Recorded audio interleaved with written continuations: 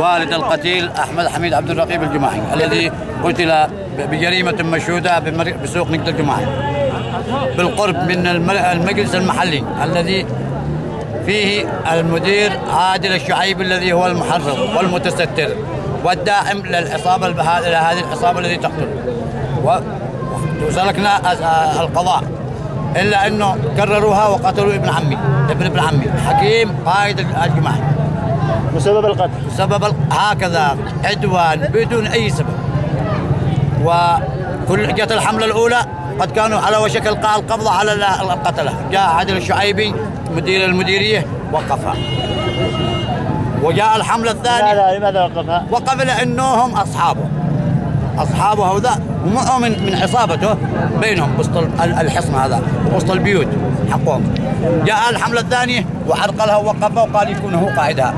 وصل هناك طلعهم 5 أيام حتى ضرهم، حتى أخذوهم هربوهم جزعوهم. وانفلات أمني بالمديرية كامل. وراجع لهم على الأسلحة، مسكوا السلاح المرة الأولى بالحملة الأولى راجع لهم على سلاحهم ويستتر عليهم هو ويمشي هو يوم هذا بالمحافظة.